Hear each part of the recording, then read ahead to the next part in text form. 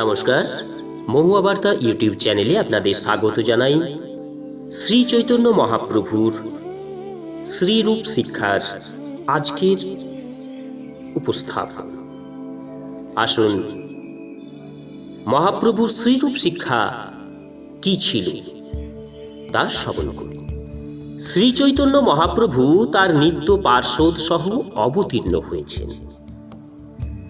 তার সবচাইতে অন্তরঙ্গ পার্শ্বদেরা হচ্ছেন শ্রী নিত্যানন্দ প্রভু, শ্রী অদ্বৈত আচার্য প্রভু, শ্রী গদাধর প্রভু এবং শ্রীবাস ঠাকুর। এই চার পার্শ্বদ সহ শ্রী চৈতন্য মহাপ্রভুকে বলা হয় পঞ্চতত্ত্ব। ভগবান শ্রীকৃষ্ণ শ্রী চৈতন্য মহাপ্রভু রূপে অবতীর্ণ হয়েছে। এই রূপটি হচ্ছে ভক্তির রূপ। শ্রী নিত্যানন্দ প্রভু হচ্ছেন স্বরূপ, অদ্বৈত প্রভু ভক্ত অবতার, গদাধর প্রভু ভক্ত শক্তি এবং শ্রীবাস ঠাকুর হচ্ছেন ভক্ত।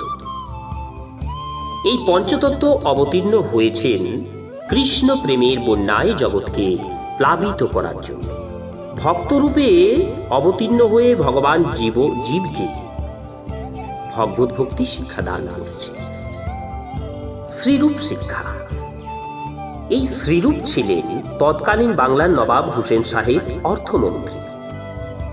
তিনি ছিলেন অতি সম্ভ্রান্ত কর্ণাটকী ব্রাহ্মণ, কিন্তু মুসলমান নবাবের মন্ত্রিত্ব গ্রহণ করেছিলেন বলে তিনি এবং তার ভাই সনাতন গোস্বামী জাতিচ্যুত হয়েছিলেন। কিন্তু শ্রীচৈতন্য মহাপ্রভু তাদের দুজনকে শ্রেষ্ঠ ভগবত ভক্তের আসনে অধিষ্ঠিত করেছিলেন। শ্রী চৈতন্য মহাপ্রভুর সান্নিধ্য লাভ করে তারা হেলা ভরে রাজপথ পরিত্যাগ করেছিল। রাজ ঐশ্বর্য ত্যাগ করে তারা পথের ভিখারির মতো নিঃস্ব জীবন অবলম্বন করেছিল। শ্রীরূপ প্রথমে গৃহত্যাগ করে শ্রী সনাতন রাজকার্য ত্যাগ করে চলে যেতে পারে এই আশঙ্কা করে নবাব সনাতনকে কারাগারে বন্দী করে রাখেন। কিন্তু কারাধ্যক্ষকে বহু অর্থ উৎকোচ দিয়ে সনাতন কারামুক্ত হন এবং শ্রীচৈতন্য মহাপ্রভুর সঙ্গে মিলিত হওয়ার জন্য বৃন্দাবন অভিমুখে যাত্রা করেন। শ্রীরূপের সঙ্গে শ্রীচৈতন্য মহাপ্রভুর মিলন হয় প্রয়াগ। সেখানে দশাশ্বমেধ ঘাটের কাছে এক নিভৃত স্থানে বসে মহাপ্রভু শ্রীরূপকে বলেছিলেন, ভক্তি রস সমুদ্র অতি গভীর এবং অসীম। পূর্ণরূপে তার বর্ণনা করা অসম্ভব, তবে তার একটুখানি আমি তোমাকে আস্বাদন করার চেষ্টা করব।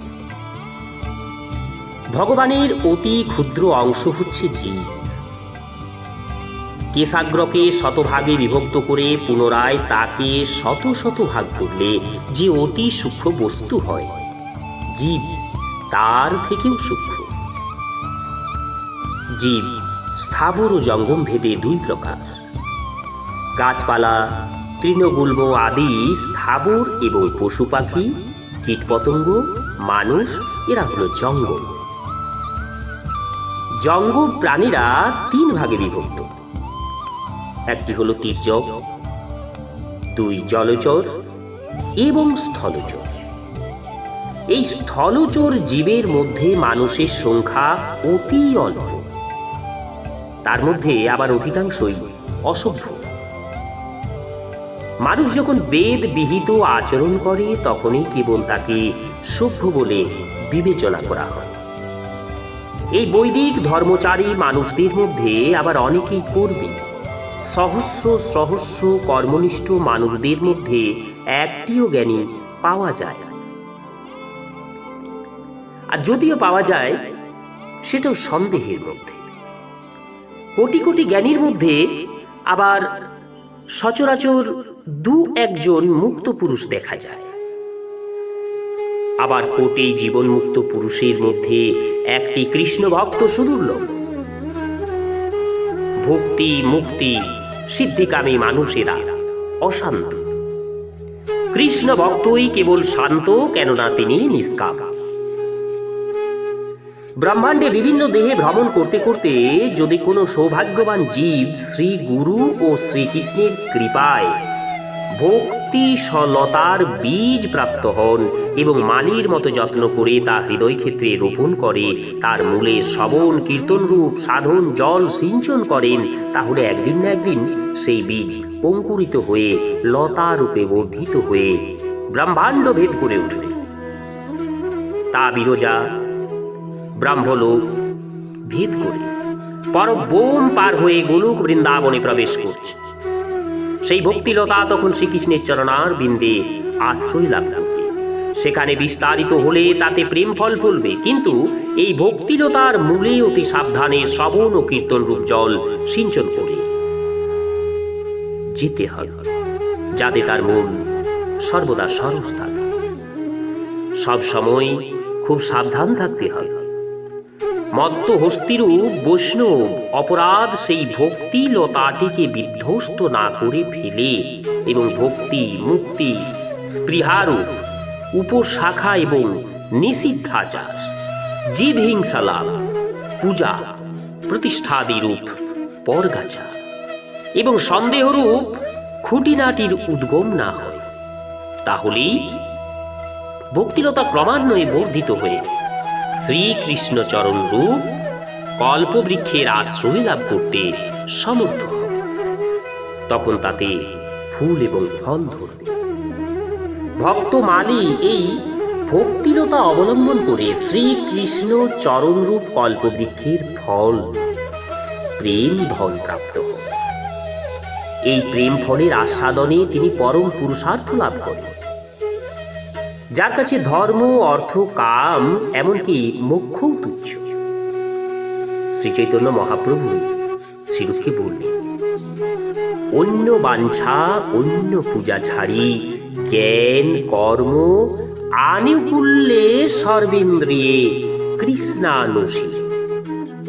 এই শুদ্ধা ভক্তি ইহা হইতে প্রেমা হয়, পঞ্চরাত্রে ভাগবতে এই লক্ষণ করে।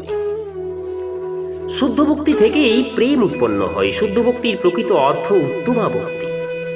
অন্য সমস্ত বাসনা অন্য পূজা কর্ম জ্ঞান ইত্যাদি সবকিছু বর্জন করে কেবলমাত্র কৃষ্ণের প্রীতি সম্পাদনের জন্য যে ভক্তি, তারই নাম শুদ্ধ ভক্তি। শুদ্ধ ভক্তি থেকে প্রেমের উদয় হয়।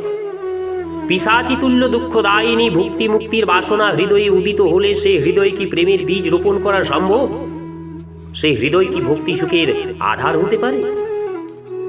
হৃদয়ে কর্মফল ভোগ বাসনা থাকলে অথবা সংসার বন্ধন থেকে মুক্ত হওয়ার বাসনা থাকলে সেই ফলকাঙ্ক্ষা যুক্ত মানুষের ভক্তি সাধনায় কোনো ফল হয় না, অর্থাৎ সাধন ভক্তির ফল যে প্রেম তা লাভ হয় না।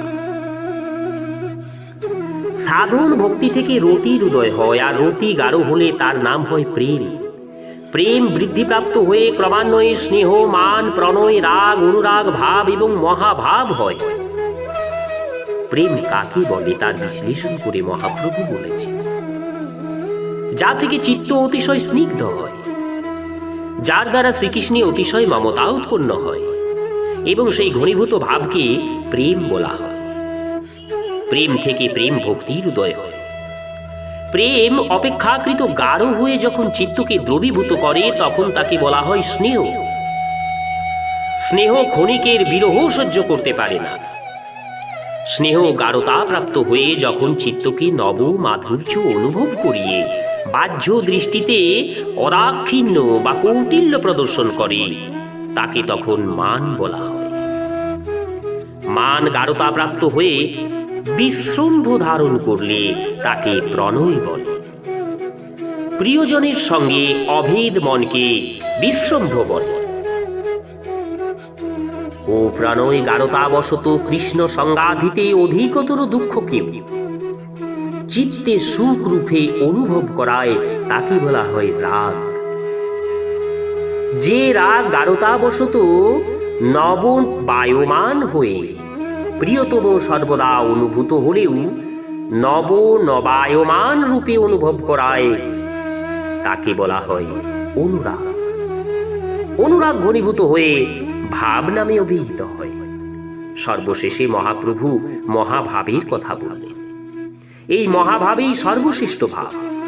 একমাত্র শ্রীমতী রাধা রানী এবং ব্রজদেবীদের যে ভাব তাকেই মহাভাব বলে। শ্রীকৃষ্ণের দ্বারকার মহিষী বর্গের পক্ষেও এ ভাব দুর্লভ। শ্রী রাধিকা মহাভাব স্বরূপী এবং ব্রজগোপিকারা তার এই ভাবের সাহায্যকারী। প্রেম, স্নেহ, মান, প্রণয়, রাগ, অনুরাগ এসবই স্থায়ী ভাব। এই স্থায়ী ভাবের বর্ণনা করে শ্রীচৈতন্য মহাপ্রভু বলেছেন, তিনি অনিরুদ্ধ, হাস্যাদ ও বিরুদ্ধ হল ক্রোধাদ। এই ভাবকে বশীভূত করে সুরাজার মতো বিরাজমান থাকে, তাকে স্থায়ী ভাব বলে। ভক্তি প্রকরণে শ্রীকৃষ্ণ বিষয়ক রতি স্থায়ী ভাব।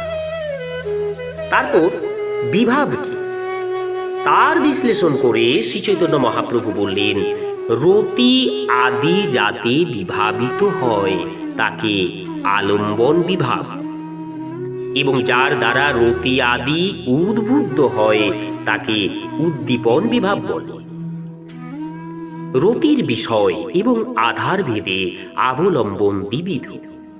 তার মধ্যে রতির বিষয় শ্রীকৃষ্ণকে বিষয় আলম্বন বলে, আর রতির আধার অন্তরঙ্গ ভক্তকে আশ্রয়ালম্বন বলে। যে বস্তু ভাবকে উদ্দীপ্ত করে তাকে উদ্দীপন বলে। শ্রীকৃষ্ণের গুণ, চেষ্টা, বেশ, মন্দহাস্য, শ্রী অঙ্গ সৌরভ, বংশী, শৃঙ্গ, নূপুর, শঙ্খ, পদাঙ্ক, শ্রী বৃন্দাবনাদি ক্ষেত্র, তুলসী, ভক্ত এবং বাসর আদি উদ্দীপন বিভাব। অনুভাব কি, তা বিশ্লেষণ করে শ্রীচৈতন্য মহাপ্রভু শ্রী রূপ গোস্বামীকে বললেন, চিত্তগত ভাবের জ্ঞাপক কার্যকে অনুভাব বলে। অনুভাবের লক্ষণ গড়াগড়ি, গীত, চিৎকার, গাত্র মোড়ামুড়ি, হুঙ্কার, হাই তোলা, শ্বাস বাহুল্য, লালাস্রাব, অট্টহাস্য, ঘূর্ণা, হিক্কা প্রভৃতি। তারপর মহাপ্রভু অষ্টসাত্ত্বিক ভাব সম্বন্ধে বললেন, এই পূর্বোক্ত ভাবের সঙ্গে অষ্টসাত্ত্বিক ভাব এবং ব্যভিচারী ভাবের মিলনে কৃষ্ণ ভক্তি রসের অপূর্ব আস্বাদন হয়। সাক্ষাৎ শ্রীকৃষ্ণ সম্বন্ধীয় অথবা তা থেকে একটু ব্যবধান বিষয়ক ভাবসমূহ দ্বারা চিত্ত আকৃষ্ট হলে তাকে সত্ত্ব বলা হয়। এই সত্ত্ব থেকে উৎপন্ন ভাবকে সাত্ত্বিক ভাব বলে। সাত্ত্বিক ভাব ত্রিবিধ: স্নিগ্ধ, দগ্ধ ও রুক্ষ। অষ্টসাত্ত্বিক ভাবসমূহ এই তিনটি লক্ষণে বিভক্ত। অষ্টসাত্ত্বিক ভাবগুলি হচ্ছে স্তম্ভ, সেদ, রোমাঞ্চ, সরভঙ্গ, বেপথু, কম্প, বৈবর্ণ, অশ্রু ও প্রলয়। তারপর মহাপ্রভু ব্যভিচারী ভাব বর্ণনা করলেন। ব্যভিচারী ভাব ৩৩ প্রকার। কখনো প্রাদুর্ভূত, কখনো তিরোহিত। এই প্রকারে যে সমস্ত ভাব স্থায়ী ভাবের অভিমুখে প্রতিভাত হয় তারাই স্থায়ী ভাব। এরা সব রকম ভাবের সঞ্চার করে বলে এদের সঞ্চারী ভাবও বলা হয়। স্থায়ী ভাব সমুদ্রের মতো, আর সঞ্চারী ভাব ব্যভিচারী ভাবগুলি সেই সমুদ্রের তরঙ্গের মতো। এরা ক্রমশ স্থায়ী ভাব সমূহের রূপ প্রাপ্ত হয়। শ্রীকৃষ্ণ বিষয়ক রতিরূপ স্থায়ী ভাব শ্রবণ কীর্তনাদি দ্বারা পুষ্ট হয়। বিভাব, অনুভাব, সাত্ত্বিক ভাব এবং ব্যভিচারী ভাব দ্বারা ভক্ত হৃদয় বিশেষভাবে পুষ্ট হয়ে তাতে ভক্তি রসের সৃষ্টি করে। স্নেহ আদি যেমন প্রেমের স্থায়ী ভাব, তেমনি শান্ত, দাস্য, সখ্য, বাৎসল্য এবং মধুর, এই পাঁচটিও প্রেমের স্থায়ী রস এবং স্থায়ী ভাব। ভক্ত পঞ্চবিধ, সুতরাং রতিও পঞ্চবিধ। বস্তুত রতি এক, কিন্তু ভক্তভেদে তা পঞ্চ প্রকারে প্রকাশিত হয়। নমস্কার, শ্রীচৈতন্য মহাপ্রভুর শ্রীরূপ শিক্ষা আজ প্রথম পর্ব। দ্বিতীয় পর্বটি শ্রবণ করার জন্য আপনারা চ্যানেলে যারা নতুন তাদের অনুরোধ জানাবো, চ্যানেলটি সাবস্ক্রাইব করে শ্রীচৈতন্য মহাপ্রভুর শ্রীরূপ শিক্ষার পর্বটি শ্রবণ করবেন। আজ এই পর্যন্তই, আসছি পরের পর্বে। সবাই সুস্থ এবং ভালো থাকুন। নমস্কার, ধন্যবাদ।